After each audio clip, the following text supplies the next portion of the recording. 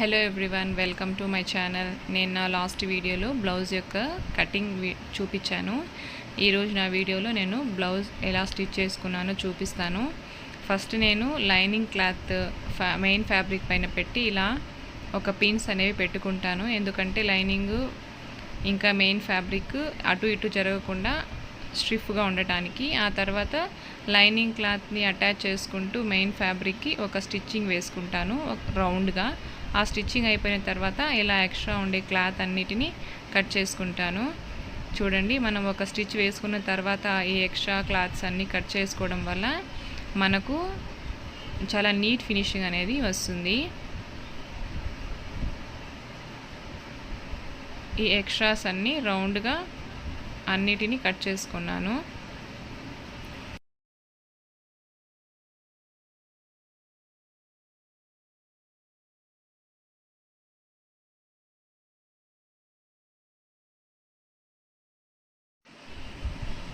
ఇప్పుడు మనకి బ్లౌజ్ యొక్క బ్యాక్ సైడ్ నడుము దగ్గర 2 డాట్స్ అనేది వస్తుంది. ఆ డాట్స్ పెట్టుకోవడానికి క్లాత్ అనేది ఇలాగా తిప్పుకున్నాను. క్లాత్ తిప్పుకొని నడుము దగ్గర ఒక స్టిచ్ వేసుకుంటా ఉన్నాను.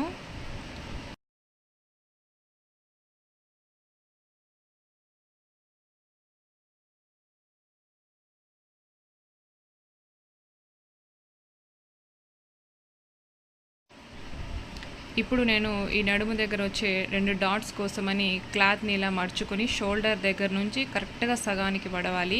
సగానికి మడిచినప్పుడు వచ్చిన ఎడ్జ్ దగ్గరికి ఇలాగా ఒక స్టిచ్, సన్నగా ఒక స్టిచ్ అనేది వేసుకోవాలి. చూడండి, షోల్డర్ ఇలా మడిచాను. మడిచి కిందకి ఒక చిన్న కుట్టు, ఇది ఒక 3 ఇంచెస్ ఉండేలాగా చూసుకోండి. ఇలా 2 డాట్స్ అనేది పట్టుకున్నాను. సో బ్యాక్ షేప్ అనేది రెడీ అయిపోయింది. ఇప్పుడు ఫ్రంట్ నేను ఫస్ట్ నెక్ కుట్టుకుంటా ఉన్నాను.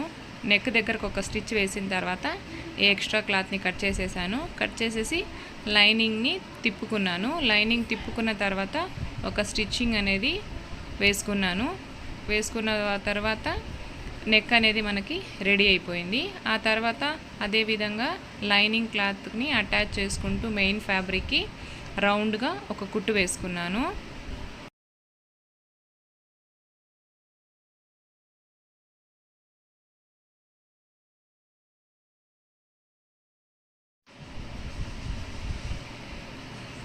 ఇప్పుడు కూడా బ్యాక్ సైడ్ కట్ చేసుకునే విధంగా ఎక్స్ట్రా ఉండే క్లాత్ అన్నిటినీ ఒక స్టిచ్ వేసిన తర్వాత నీట్గా ఎక్స్ట్రా వచ్చిన క్లాత్ అన్నిటి కట్ చేసేసాను. చూడండి ఎంత నీట్ ఫినిషింగ్ వచ్చిందో.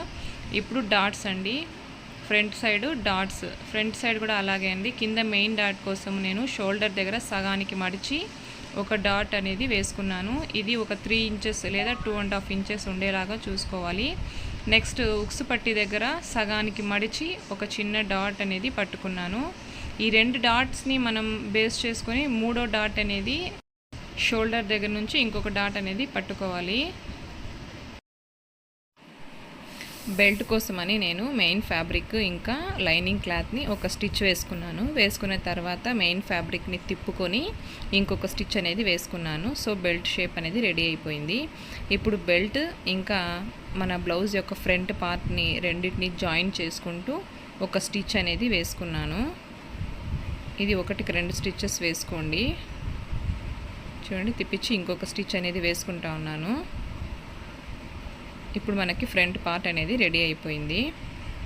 బ్యాక్ పార్ట్కి నేను సింపుల్గా ఇలా గ్రాండ్ లుక్ వచ్చేలాగా ఇలా లేస్తో ఒక చిన్న డిజైన్ వేశాను. ఇది వచ్చి మనకు సింపుల్గా అయిపోతుంది స్టిచ్ చేయడానికి, కానీ చూడడానికేమో చాలా గ్రాండ్ లుక్ వస్తుంది. ఇలా లేస్తో ఒక స్టిచ్ అనేది వేసుకున్నాను. ఆ తర్వాత 2వ లేయర్ని ఇలా ఫస్ట్ నేను ఆ సెకండ్ లేయర్ అనేది ఈ డిజైన్ ఎలా రావాలని ఇలాగా మార్కర్తో మార్క్ చేసుకున్నాను. మార్క్ చేసుకున్న తర్వాత నేను ఎక్కడైతే మార్క్ చేసుకున్నానో దానిపైకి ఇలా లేస్ వచ్చేలాగా మొత్తము ఇలా ఒక స్టిచ్ అనేది వేసుకున్నాను. వేసుకున్న తర్వాత చూడండి, మనకి బ్యాక్ సైడ్ నెక్ అనేది రెడీ అయిపోయింది.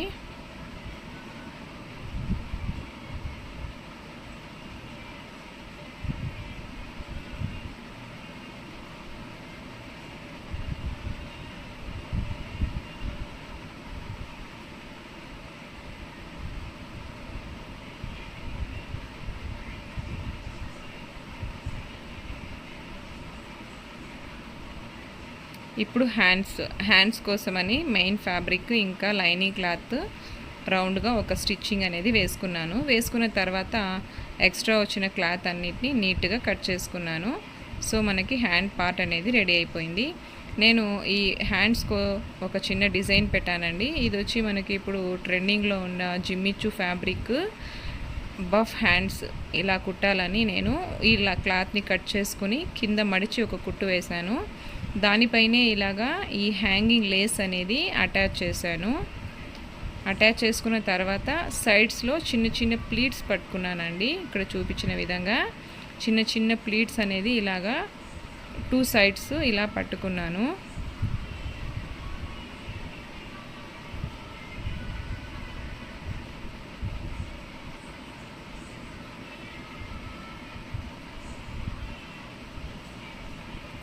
చూడండి నేను రెడీ చేసుకున్న ఈ బఫ్ ఎలా వచ్చిందో. ఇప్పుడు ఈ రెడీ చేసుకున్న బఫ్ హ్యాండ్కి ఎక్కడ రావాలని చెప్పి మార్కర్తో మార్క్ చేసుకున్నాను. మార్క్ చేసుకున్న విధంగానే అదే ప్లేస్లో పెట్టి ఫస్ట్ ఒక కుట్టుతో నేను అటాచ్ చేసుకున్నాను. ఇటుపక్క షోల్డర్కి ఇటుపక్క అటుపక్క వచ్చేలాగా ఈ ప్లీట్స్ అనేవి ఇలాగా అటాచ్ చేసుకున్నాను. అటాచ్ చేసుకున్న తర్వాత మనకు మిడిల్లో కొంచెం క్లాత్ అనేది మిగులుతుంది. ఈ మిగిలిన క్లాత్ ఇలా చిన్న చిన్న ప్లీట్స్ లాగా షోల్డర్ పైకి వచ్చేలాగా ఈ చిన్న చిన్న ప్లీట్స్ ఈ మిగిలిన క్లాత్ అన్నిటిని అడ్జస్ట్ చేసుకుంటూ ఇలాగా ఒక కుట్టు వేసుకున్నాను. ఆ తర్వాత మనకి ఈ హ్యాండ్ అనేది రెడీ అయిపోయింది. చూడండి మనకి ఇలా వస్తుంది ఈ హ్యాండ్. ఉక్స్ పట్టీ కోసం ఇలాగా క్లాత్ని మడిచి ఇలా కుట్టుకున్నాను. ఇదేమో కాజా పట్టీ కోసం ఇలాగా కుట్టుకున్నాను. నేను కాజాలు మోస్ట్లీ ఇలా మిషన్లోనే రెడీ చేసేస్తానండి. ఇప్పుడు నేను షోల్డర్ జాయింట్ చేయడం కోసము మెయిన్ ఫ్యాబ్రిక్స్ని ఇలా ఎదురుగా పెట్టుకున్నాను. ఎదురుగా పెట్టుకున్న తర్వాత 2 షోల్డర్స్ని 2 స్టిచ్చెస్ వేసుకొని జాయింట్ చేసుకున్నాను.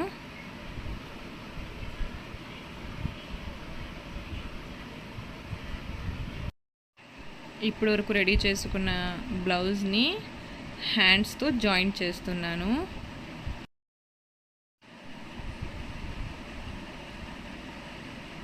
నెమ్మదిగా ఇలాగా బ్లౌజ్ పీస్ని హ్యాండ్తో ఇలాగా ఒక స్టిచ్ వేసుకోవాలి.